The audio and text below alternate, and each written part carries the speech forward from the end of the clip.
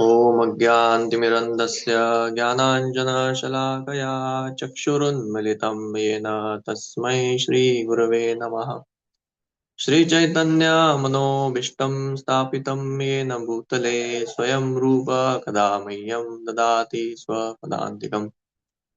वन्देऽहं श्रीगुरू श्रीयुतापदकमलं श्रीगुरून् वैष्णवांश्च श्रीरूपं साग्रजातां सहगणा रघुनाथान्वितं तं सजीवं साद्वैतं सावधूतं परिजनासहितं कृष्णचैतन्यदेवं श्रीराधाकृष्णपादान् सहगणा ललिता श्रीविशाखान्वितांश्च।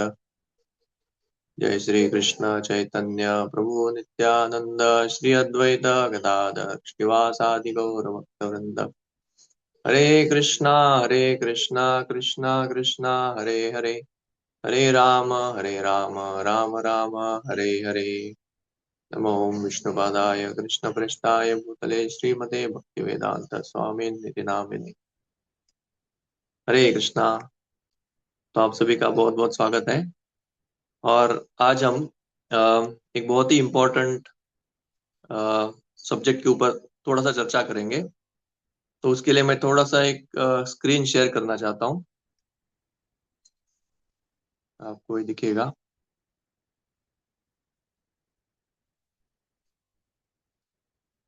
ओके, तो सबको दिख रहा है। ओके, तो आज का एक टॉपिक क्या है? ये सृष्टि का लीला है, इसको बोलते हैं सर्ग। सर्ग मतलब हम कैसे इस दुनिया में आए, जीवात्मा कैसे इस दुनिया में अ, आके वो बंधन में कैसे फंस गया। तो इसको सृष्टि लीला भी बोलते हैं भगवान का। तो भगवान के दो लीलाएं हैं, एक है आध्यात्मिक जगत में और दूसरा लीला है उनके ये सृष्टि करने के लीला में संदर्भ में। तो भागवतम में सेकेंड अध्याय या दूसरे अध्याय में ये काफी विस्तार से इसका चर्चा आता है। और आप अगर चाहिए तो 7th chapter of second canto last shloka पढ़ सकते हैं। उसमें श्रीला प्रभुपाद इसका इसको अच्छी तरह से जानने का बहुत अच्छा इंपॉर्टेंस बता रहे हैं। एक्चुअली ब्रह्मा जी स्वयं उसको बता रहे हैं, फिर प्रभुपाद फॉरवर्ड में उसको और भी अच्छी तरह से विश्लेषण दे रहे हैं। तो उसमें ऐसा बोला जा रहा है कि हम कैसे इस दुनिया में फंसे हैं वो जानना हमारे लिए बहुत इंपॉर्टेंट है। क्योंकि अगर ये जानेंगे तो हम कैसे बाहर निकल सकते हैं वो रास्ता भी जान पाएंगे। और आपको ये जान के आश्चर्य हो सकता है कि ये जो सृष्टि लीला है सेकंड कैंटो में 3 बार चर्चा किया गया है, अलग अलग ढंग से। थर्ड कैंटो में एक बार, फिफ्थ कैंटो में एक बार, फिर 11th कैंटो में फिर से एक बार, एक या दो बार ऑलमोस्ट, मतलब टोटल ऑलमोस्ट सात सात बार इसका चर्चा होता है। तो हम जानते हैं कि श्रीमद् भागवतम ये स्पेशली कृष्ण लीलाओं के लिए है, भगवान कृष्ण को जानने के लिए। लेकिन फिर भी हमारे आचार्य बताते हैं कि ये इतना इंपॉर्टेंट है कि हमको ये बार बार सुनना पड़ता है। क्योंकि हम इस दुनिया में फंसे हुए हैं और इस दुनिया को हम देख सकते हैं, इसको फील कर सकते हैं और इसको एक तरह से हम रियलिटी की तरह हम देख सकते हैं। लेकिन आध्यात्मिक जगत को हम अभी तक अपने इंद्रियों से नहीं देख पा रहे और परसीवेबल नहीं है। इसलिए हमको ये जानना पड़ेगा पहला कि ये रियलिटी को जान के फिर हम दूसरे रियलिटी को जान सकते हैं जो हमसे परे है। तो इस तरह से भागवतम में बहुत इंपॉर्टेंट चीज को बार बार चर्चा किया गया है। तो आज बहुत ही क्योंकि बहुत समय कम है तो थोड़े में हम इसको थोड़ा सा बताएंगे। तो ये देखिए, ये जो प्रधान करके इधर लिखा हुआ है मटेरियल नेचर, इसको प्रकृति भी बोला जाता है। तो ये पूरे सृष्टि का एक रॉ मटेरियल है ना? ये सब्सटेंस है बहुत ही शुद्ध शुद्ध रूप में। और इसमें अभी तक जब 3 गुण तब समाये नहीं जाते तब तक उसको प्रधान बोला जाता है। लेकिन जैसे ही भगवान का दृष्टिपात होता है महाविष्णु का ये प्रधान के ऊपर, तो फिर क्या होता है, और समय के प्रभाव से, समय के गति से, समय सबको गति देता है सृष्टि को। तो ये गति और 3 गुण, 3 गुण जो है उसको ट्रांसफॉर्म करता है। तो इनके प्रभाव से महतत्व बनता है। महतत्व ये एक्चुअली सबसे शुद्ध चीज है इस दुनिया में। जैसे हम देखते हैं इस दुनिया में बहुत सारे चीजें हैं, भौतिक पदार्थ। भौतिक पदार्थ में भी काफी चीजें हैं जो शुद्ध है, जो अशुद्ध है, अलग अलग, जैसे ऐसे अलग अलग चीजें हैं। जैसे सोना, आप ऑलमोस्ट सोने की तरह बोल सकते हैं, गोल्डन। तो ये महत तत्व जो है, ये एक भौतिक पदार्थ है जो सबसे शुद्ध है। अभी तक उसमें 3 गुण भी इतने पूर्ण रूप से एक्टिवेट नहीं हुए। तो ये महत तत्व जो है, इसको जब सत्व गुण से विकारित होता है, तब ये, आप थोड़ा ध्यान से सुनिए, जब सत्व गुण और महत तत्व, जब महत तत्व को सत्व गुण ट्रांसफॉर्म करता है, तो ये एक अलग पदार्थ बन जाता है जिसको बोलते हैं चित्त। जैसे हम चैतन्य महाप्रभु के शिक्षाष्टकम में सुनते हैं ना, चेतो दर्पण मार्जनम। तो ये चित्त जो है, ये हमको समझना बहुत इंपॉर्टेंट है, क्योंकि ये पदार्थ में से ही हम इस दुनिया को जान जान पा रहे हैं या देख पा रहे हैं। इसको मैं थोड़ा अलग उदाहरण से समझाऊंगा। जैसे ये चित्त जो है, इसलिए चेतो दर्पण मार्जनम, दर्पण को कंपेयर किया गया है। दर्पण मतलब क्या? इट्स अ रिफ्लेक्टिव ऑब्जेक्ट, जो हमको इस दुनिया दुनिया को रिफ्लेक्ट करता है। तो इस तरह से ये चित्त, मतलब आप देख सकते हैं, जैसे इसका कार्य क्या है, जो भी एक्सटर्नल चीज है उसको इंटरनलाइज करना, मतलब जो भी बाहर से, बाहर का चीज है, उसको वो अंदर लेके आता है। इसलिए इसको रिफ्लेक्टिव ऑब्जेक्ट बोलते हैं। देखा जाए तो अपने आप से आत्मा भौतिक चीजों को देख नहीं पाएगा, क्योंकि उसके इंद्रियां जो है वो आध्यात्मिक है, या अध्यात्म को ही देख सकते हैं। लेकिन भौतिक जगत को ऐसे देखेगा वो। तो इसके लिए चित्त उसके बीच में एक ये है, इंटरफेस है। इसलिए जितना चित्त शुद्ध है, उतना ही हम अच्छी तरह से देख पाएंगे। इसलिए भगवान, इसलिए चैतन्य महाप्रभु क्या बोलते हैं, चेतो दर्पण मार्जनम। उसको साफ करना बहुत इंपॉर्टेंट है। लेकिन उसके कंटेमिनेशन क्या है वो भी देखेंगे थोड़ा सा। जैसे मैं एक उदाहरण और ठीक है, चित्त जो है, ये सबसे सत्व गुण में आता है। It's the most pure thing in this world. सत्व गुण में इसका उकार है, क्योंकि मत तत्व भी ऑलमोस्ट शुद्ध है, सत्व भी ऑलमोस्ट शुद्ध है, तो दोनों के कॉम्बिनेशन से चित्त बना है। और ये भौतिक माया का विद्या प्रकृति है, विद्या पोटेंसी। माया में दो चीजें हैं, अविद्या और विद्या। अविद्या जो ढकता है, और विद्या जो रिवील करता है। तो आप देखिए, हमको अगर इस दुनिया और सत्य को रिवील करना है, तो विद्या पोटेंसी बहुत इंपॉर्टेंट है हमारे लिए। इसलिए ये जो चित्त है, ये विद्या पोटेंसी है। तो इसलिए इसको अर्जित करना, विद्या वधु जीवनम, हमको इसको अगर चाहिए, तो महत तत्व जो चित्त बोलते हैं, उसको हमको शुद्ध करना पड़ेगा, जिससे हमको विद्या अर्जित होंगी। अभी एक एग्जाम्पल से हम इसको समझ पाएंगे। जैसे आप एक देखिए, जैसे एक फाइटर जेट में एक पायलट बैठता है। हम्म, और फाइटर जेट पायलट में बैठ के उसको फाइटर जेट अभी चलाना है। बहुत आधुनिक फाइटर जेट है, समझिए, जैसे F-35 और ऐसा कुछ, बहुत आजकल के जो फाइटर जेट रहते हैं। अभी पायलट अंदर बैठ के, उसको थोड़े ही कुछ दिख रहा है, मतलब थोड़ा आसमान दिखेगा बस। लेकिन आजू बाजू में और कोई दुश्मन के प्लेन है क्या, और कुछ है क्या, उसको अपने आप से नहीं दिखेगा। तो फाइटर जेट को बहुत सारे सेंसर्स रहते हैं। हम्म, और सेंसर्स के माध्यम से वो क्या करता है, ये सभी इंफॉर्मेशन को लेके एक स्क्रीन पे उसको ये करेगा, उसको दिखाएगा। और ये स्क्रीन को देख के जो अंदर का जो आत्मा है, जैसे अंदर का जो पायलट है, वो उसको देख के उसके ऊपर वो कार्य करता है, और उससे वो इंटरेक्ट कर पाता है। और फिर उसको और कमांड देने के लिए भी वो अलग अलग बटन यूज करता है। तो अगर देखने के लिए जाए, तो ये चित्त ऐसा काम करता है। मतलब वे आत्मा जो इस शरीर में फंसा हुआ है, शरीर को अलग अलग सेंसर्स हैं, अलग अलग इंद्रियां हैं, ज्ञानेंद्रिय, कर्मेंद्रिय। और इनको इंटरेक्ट करने के लिए अभी आत्मा कहाँ से उसको देख पाएगा? उसको कुछ तो एक रिफ्लेक्टिव ऑब्जेक्ट चाहिए ना, जहाँ पे उसको वो देख पाएगा, उससे वो इंटरेक्ट कर पाएगा। तो ये चित्त वो माध्यम है जिससे आप बोल सकते हैं कि आपको बाहर का सभी चीज अंदर दिख रहा है। अब ये चित्त के हिसाब से ही अलग अलग जानवर का अलग अलग रहेगा, उसके सेंसर्स अलग रहेंगे, मनुष्य का अलग रहेगा, और सबका अलग रहेगा। और इस हिसाब से वो रिफ्लेक्ट होके उसको वो देख पाता है। तो इसलिए ये चित्त को साफ रखना बहुत इंपॉर्टेंट है, लेकिन इतना आसान चीज नहीं है। आपको बताना चाहेंगे कि इसको साफ रखना, इसको अभी देखेंगे कि इसका कंटेमिनेशन क्या है। जैसे आगे जाके हम देखते हैं कि महतत्व रजस में सूत्र बनता है। सूत्र मतलब वो आप अभी जानने का जरूरत नहीं, वो प्राण वायु है। और ये सबसे इंपॉर्टेंट चीजें हम जो देख रहे हैं, अहंकार। हम्म, अभी अहंकार के बारे में थोड़ा सुनेंगे, क्योंकि अहंकार से बाकी का चीज हो रहा है। अहंकार जो है वो तमस में है, तमोगुण में। और महत तत्व जब तमस में आता है तो अहंकार बनता है। और आगे देखेंगे पूरा सृष्टि हो रहा है अहंकार से। मतलब आगे अभी अहंकार सत्वगुण में, रजोगुण में और तमोगुण में, इनसे आते हैं हमारे इंद्रिय आते हैं, हमारे तन्मात्र आते हैं। तन्मात्र मतलब सेंस परसेप्शन या सेंस ऑब्जेक्ट्स। पांच पंच पंच महाभूत आते हैं। मन बुद्धि अहंकार आता है, सॉरी अहंकार तो है ही, मन और बुद्धि आता है। तो देखा जाए तो पूरा शरीर, और शरीर में जो सूक्ष्म शरीर है और स्थूल शरीर है, दोनों बना है अहंकार से। मतलब सभी तमोगुण से ही बना है। इसलिए हम देख पाते हैं कि इतना तमोगुण भरा है हमारे अंदर कि आप बोल सकते हैं पूरा सत्वगुण तमोगुण से ढका हुआ है।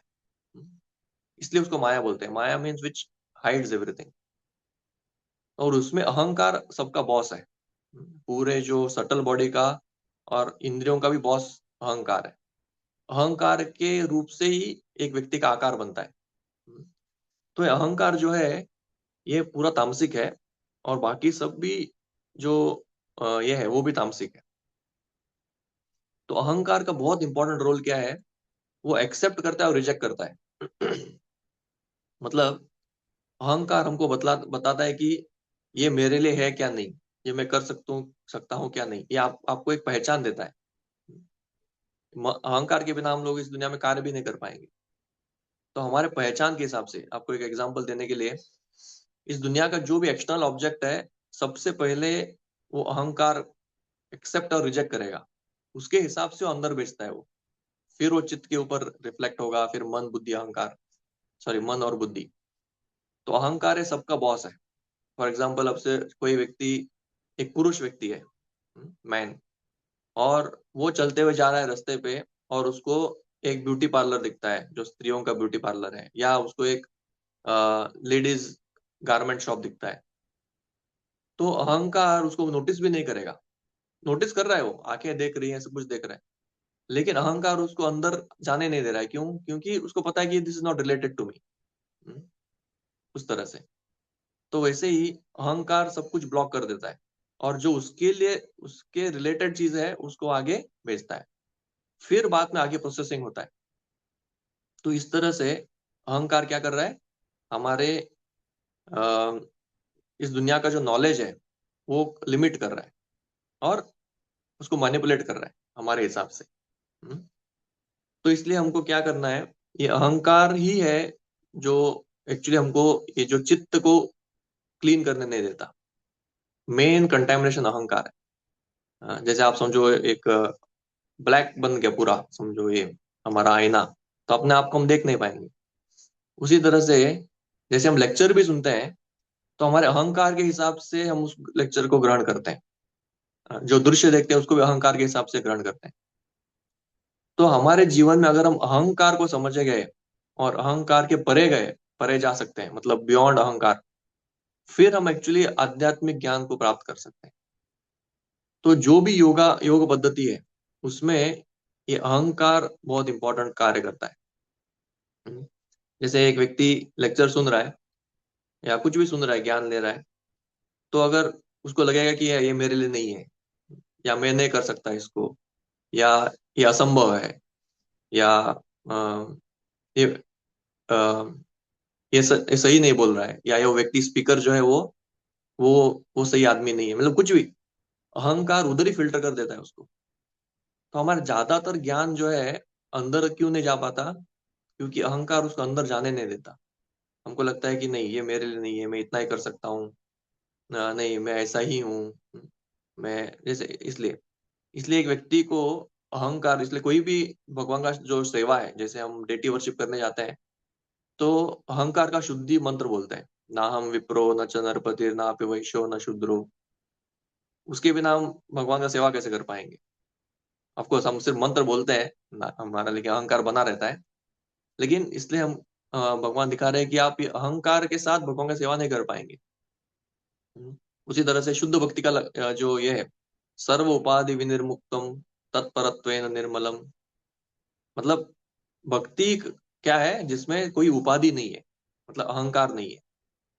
उसी तरह से बहुत सारे डेफिनेशन, मतलब शुद्ध भक्ति का अहंकार जो है वो हमको इस दुनिया में लिमिट कर देता है।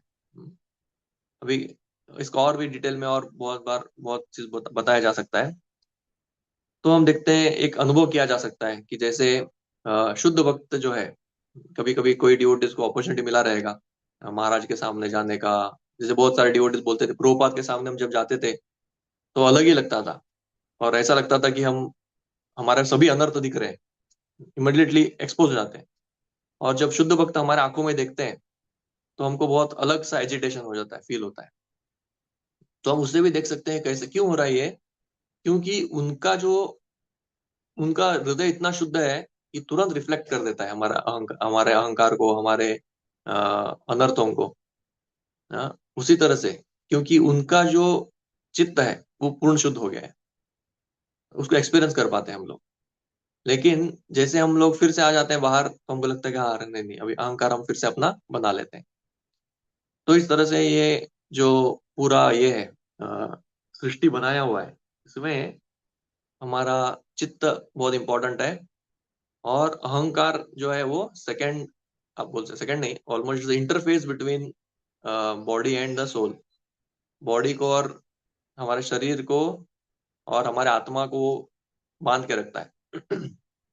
तो इसलिए हमको एक एज ए डिवोटीज बहुत इंपॉर्टेंट है कि हमको ये अहंकार को जानना चाहिए।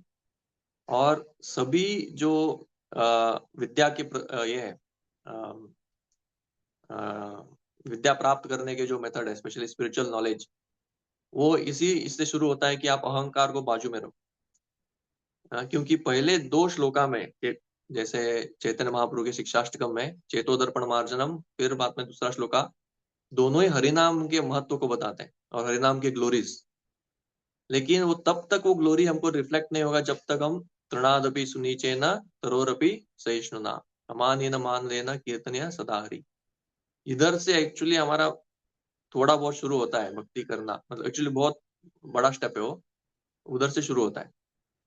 उसी तरह से भक्ति सिद्धांत सरस्वती ठाकुर बोलते थे कि आप सुबह सुबह आपके अहंकार को जूतों से मारना है या झाड़ू से मारना है, रात को जूतों से मारना है। तो अहंकार को कंट्रोल करना है। भगवान भी गीता में क्या बोलते हैं, तद विधि प्रणिपाते न परिप्रश्न न सेवया। प्रणिपात, गुरु को शरण जाना है, उनका सेवा करना है, उनके उनके सामने नम्र बनना है। तद विद्यानार्थम गुरु मेवा भी गच्छेत। तो उसमें भी समित प्राणी श्रोत्रियम ब्रह्मनिष्ठम, मतलब गुरु के पास जाइए और नम्रता से उनके पास झुकिए, उनका सेवा कीजिए, उनको जो चाहिए वो सेवा कीजिए। तो इसी तरह से कोई भी पद्धति और कोई भी स्पिरिचुअल नॉलेज है, उसको अगर आगे जाना है हमको, तो हमको ये अहंकार के बियॉन्ड जाना पड़ेगा। इसलिए हम देखते हैं कि भक्तों को एज अ डिवोटी हम बहुत बार काफी श्रवण करते हैं, बहुत स्मरण करते हैं, कभी कभी के बहुत सारे साल तक जप करते हैं। लेकिन ये अहंकार बना रहता है और हम उसको पहचान नहीं पाते और उसको बनाए रखते हैं कॉन्स्टेंटली। और कभी कभी हम और भी जोड़ देते हैं उसको कि मैं शुद्ध भक्त बन गया अभी, या मैं अभी बहुत बड़ा वैष्णव बन गया, मैं अभी सीनियर डिवोटी बन गया, या मैं बहुत अच्छा जप करता हूँ। और बाकी लोग भी हमको प्रशंसा करते हैं, या मैं अभी बहुत अच्छा गृहस्थ हूँ, मैं लीडर हूँ, मैं मैनेजर हूँ। तो अहंकार को हम शुद्ध करना छोड़िए, कभी कभी हम उसको विपरीत कर देते हैं। तो उससे कंटेमिनेशन ज्यादा होगा या कम होगा, हम अपने आप सोच सकते हैं। तो इसको हम बहुत इम्पोर्टेंट इससे देख सकते हैं। और उसको आगे हमको आगे बढ़ना है तो अहंकार को डील करना ये बहुत इम्पोर्टेंट है। तो बहुत बहुत धन्यवाद आप सभी का। हरे कृष्णा।